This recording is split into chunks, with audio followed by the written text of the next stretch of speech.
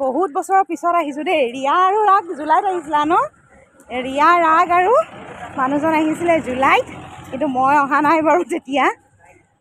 আজি এইবাৰ আচলতে আমি গীতক দেখুৱাবলৈ আহিছোঁ, গীতক লৈ আহিছোঁ। আৰু কি কেনেকুৱা লাগিছে? কেনেকুৱা লাগিছে?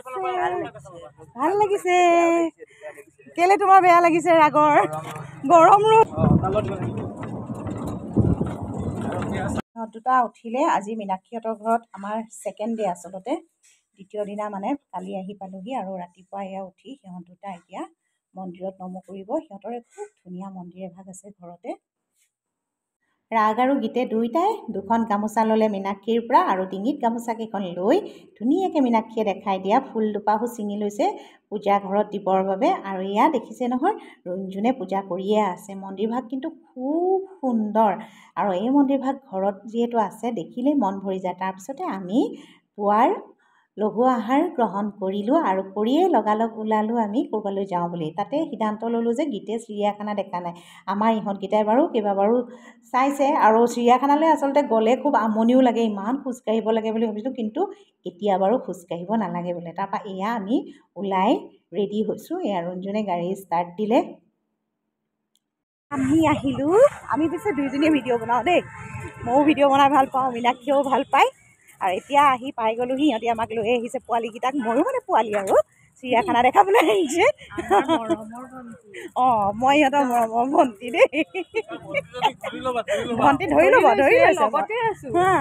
এতিয়া তাৰপিছত কিন্তু চিৰিয়াখানাত সোমোৱাৰ আগতে পেট পূজা কৰি লওঁ। এই বান্দৰকেইটা কিবা খাওঁ খাওঁ কৰিলেই নহয়।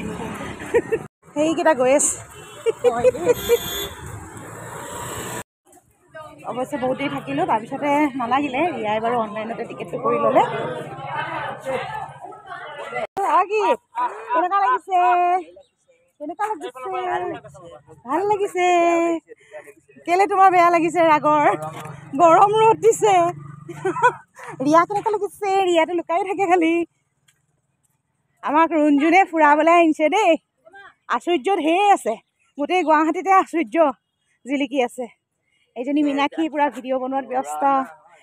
আমি আহোঁতে কিন্তু খোজকাঢ়ি আহিছিলোঁ। এবাৰ একদম ৰিয়া যেতিয়া সৰু মানে মনত আছে দেই, ৰিয়াক দাদাই কোচত লৈ লৈ, মোৰ বৰ্তা ল'ৰা এটা আছিলে মানে সি ভাইটি, সি আধাটো লৈ দাদাই আধাটো লৈছে।